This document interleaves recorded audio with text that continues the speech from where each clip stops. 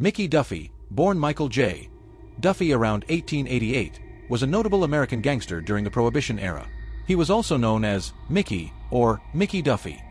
Duffy was a bootlegger and crime figure based in Philadelphia, Pennsylvania, and Atlantic City, New Jersey. His rise to power and his eventual demise became one of the many infamous stories of the American underworld in the 1920s and 1930s. Early life and rise to power. Mickey Duffy was born in Philadelphia, and little is known about his early life. He began his criminal career as a petty criminal, but with the passage of the 18th Amendment in 1920 and the onset of Prohibition, Duffy found an opportunity to expand his illegal activities. Prohibition banned the sale, production, and transport of alcoholic beverages, leading to the creation of a lucrative black market. Duffy seized this chance to build his own bootlegging operation, quickly rising through the ranks of Philadelphia's criminal underworld. Duffy became known for his ruthlessness, ambition, and shrewd business acumen. He controlled several speakeasies, illegal bars, and breweries, quickly becoming one of the dominant bootleggers in the Philadelphia area. He established a network of distributors, bribed law enforcement officials, and even engaged in violent confrontations with rival gangs to protect his interests. The bootlegging wars and Duffy's dominance. Duffy was heavily involved in the so-called bootlegging wars of the 1920s, where rival gangs competed fiercely for control of the illegal alcohol market.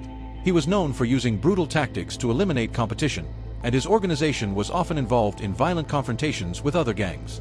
Duffy's rivals included the likes of Max "Boo Boo" Hoff and the Lanzetta brothers, other prominent figures in Philadelphia's bootlegging scene.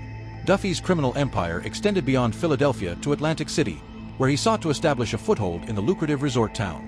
Atlantic City was a known haven for organized crime during Prohibition, with many criminal enterprises seeking to capitalize on the city's gambling and vice industries. Legal troubles and imprisonment. Despite his criminal activities, Duffy attempted to maintain a veneer of respectability and even portrayed himself as a legitimate businessman. However, he could not entirely avoid law enforcement. In the late 1920s, he was arrested and convicted for bootlegging and tax evasion, among other charges. He served time in prison but continued to run his operations from behind bars. Assassination and death. Mickey Duffy's life came to a violent end on August 30, 1931. While staying at the Ambassador Hotel in Atlantic City, he was shot multiple times while he slept in his hotel room. Two gunmen entered his room and opened fire, killing him instantly. The murder of Mickey Duffy was widely believed to be a gangland hit, likely orchestrated by one of his many rivals in the bootlegging world.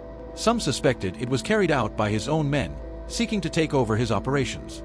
Despite investigations, no one was ever arrested or convicted for his murder, and his death remains unsolved to this day.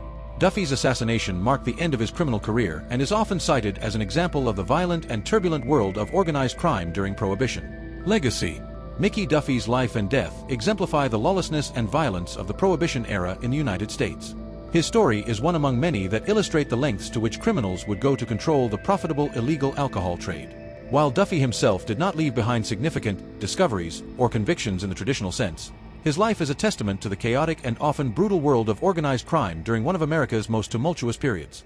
His death also highlights the dangers that came with life in the underworld, where betrayal and violence were constant threats. Thanks for tuning into Sika True Crime Docs. If you enjoyed this story, don't forget to like and subscribe for more captivating tales. Your support helps us keep bringing these stories to life. See you in the next episode.